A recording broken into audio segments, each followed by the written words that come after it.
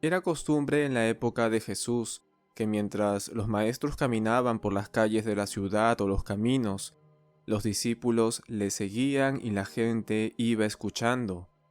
Ese día Jesús había tenido una confrontación con los líderes religiosos, según lo que nos narra Lucas en el capítulo 11, de los versículos 37 al 54.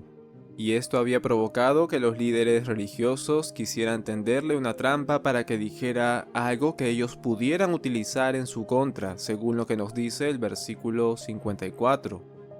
Es en este contexto que el capítulo 12 inicia, y Jesús le advierte a los discípulos acerca de la hipocresía de los maestros religiosos y les dice: No temáis a los que matan el cuerpo, y después nada más pueden hacer. Pero os diré a quién debéis temer. Temed a aquel que después de haber quitado la vida tiene el poder de echar en el infierno. Sí, os digo, a este temed. ¿No se venden 5 pajarillos por 2 cuartos? Con todo, ninguno de ellos está olvidado delante de Dios, pues aún los cabellos de vuestra cabeza están todos contados. No temáis, pues, más valéis vosotros que muchos pajarillos. Llegado a este punto, la multitud se había juntado por millares, y el Señor Jesús empieza a hablar no solamente de confiar en Dios, sino también empieza a hablarles acerca de persecuciones venideras. Empieza también a hablar acerca de la blasfemia contra el Espíritu Santo, y también acerca de la obra del Espíritu Santo en el creyente. Pero de pronto es interrumpido por una pregunta, y de entre la multitud aparece uno que le dice: Maestro, di a mi hermano que parta conmigo la herencia. Es increíble lo cerca que podemos estar de Dios, tenerlo frente a nosotros y todavía estar pensando en las cosas del reino de los hombres y no en las cosas del reino de Dios. Este hombre pudo haber preguntado: ¿cómo es eso de que Dios cuida de todos nosotros y que tiene contados incluso todos los cabellos de nuestra cabeza? Pudo haber preguntado acerca de las persecuciones que vendrían. Pudo haber preguntado cómo evitar la blasfemia contra el Espíritu Santo, o haber indagado más acerca de cómo ser partícipe de la maravillosa obra del Espíritu Santo en la vida del creyente. Pero tal parece que nada de eso le importaba y que todo lo que escuchó de parte de Jesús estaba de más para él. Cuando tiene la oportunidad de hablar, lo que este hombre le dice a Jesús es: Di a mi hermano que parta conmigo la herencia, revelándonos esto un poco del nivel superficial con que este hombre estaba viviendo. Nosotros podemos pensar que este hombre no era cristiano, y claro, el texto dice que apareció de entre la multitud, pero ciertamente este problema no es solamente de los incrédulos, porque cuando escuchamos muchas de las preocupaciones de los cristianos, escuchamos oraciones que demuestran la preocupación constante por las cosas temporales de este mundo, cuando Dios ya nos prometió que todas estas cosas vendrían por añadiduras si buscamos primero su reino y su justicia.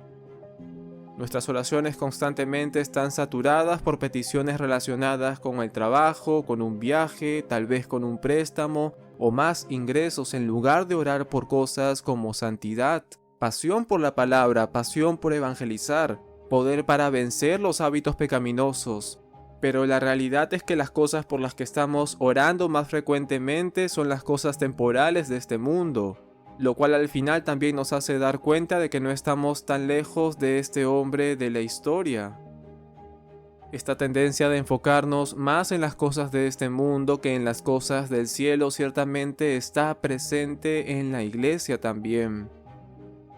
Cuando hablamos de mundanalidad, muchas veces podemos pensar en cosas como adulterios, iras o cosas semejantes, pero el significado de mundanalidad está más apegado a la preocupación por los asuntos del mundo temporal y el menosprecio de las cosas espirituales. A partir del versículo 14, Jesús le dice: Hombre, ¿quién me ha puesto sobre vosotros como juez o partidor? Mirad y guardaos de toda avaricia, porque la vida del hombre no consiste en la abundancia de los bienes que posee.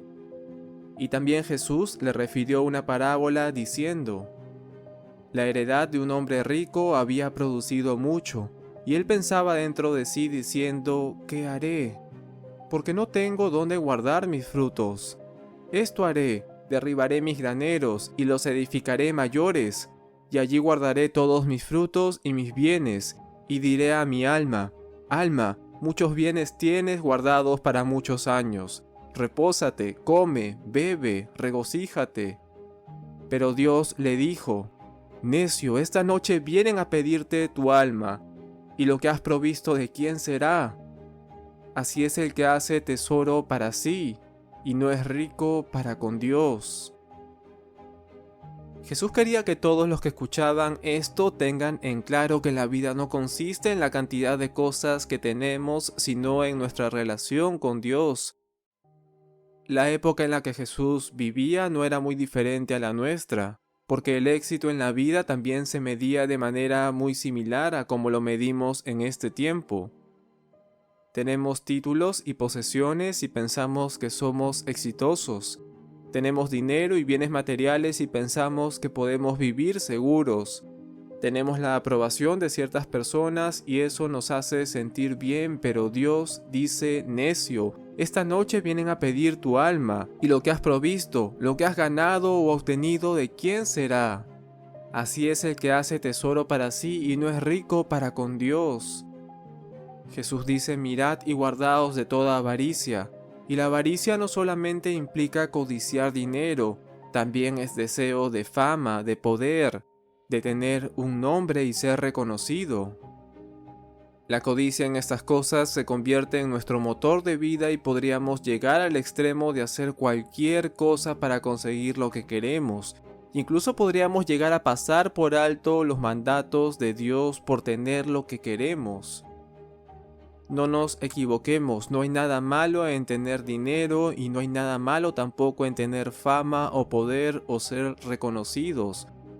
Lo malo es cuando todo esto llega a ser nuestra identidad y cuando nuestro corazón se inclina a desear y buscar todo esto por encima de Dios. Nosotros en la Biblia podemos ver a hombres muy ricos como Abraham, como David y Salomón, y vemos a muchos hombres con poder como Daniel, o personas que tenían hasta cierta posición social como Filemón en el Nuevo Testamento. El problema es nuestro deseo desmedido por todas estas cosas. Jesús dice, guardaos de toda avaricia, no te dejes cegar por todas estas cosas porque la vida no consiste en esto. El aumento de la sensualidad y el placer en nuestros días nos ha ayudado a entender que estamos viviendo en medio de una sociedad que define la vida como este hombre rico que tenía la heredad. Es decir, que estamos buscando solamente agrandar nuestros graneros, reposar, comer, beber y regocijarnos.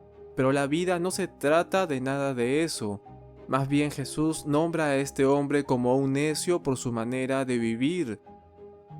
El mayor peligro en esta parte del mundo definitivamente no es la persecución, sino más bien la seducción por las cosas de este mundo. Y esto le pasó a uno de los colaboradores del apóstol Pablo. El apóstol le escribe a Timoteo y le dice, porque Demas me ha desamparado, amando este mundo, y se ha ido a Tesalónica. El apóstol Pablo le escribe a los romanos y les dice, no os conforméis a este siglo, sino transformaos por medio de la renovación de vuestro entendimiento, para que comprobéis cuál sea la buena voluntad de Dios agradable y perfecta. Es decir, no permitas que las corrientes de pensamiento del mundo te formen y te digan cómo debes vivir. No permitas que el mundo te haga pensar como el mundo piensa. Resiste la tendencia del mundo y busca ser moldeado por la palabra de Dios. Por su parte, Charles Spurgeon dijo que la razón por la que la iglesia tiene tan poca influencia en el mundo es porque el mundo tiene demasiada influencia en la iglesia. El apóstol Juan escribe a la iglesia de Éfeso y le dice, no améis al mundo ni las cosas que están en el mundo. Si alguno ama al mundo, el amor del Padre no está en él. Porque todo lo que hay en el mundo, los deseos de la carne, los deseos de los ojos y la vanagloria de la vida no provienen del Padre, sino que provienen del mundo. Por obvias razones entendemos que Juan nos estaba refiriendo a que no amemos a las personas del mundo. sino que se refería a que no amemos las corrientes de este mundo.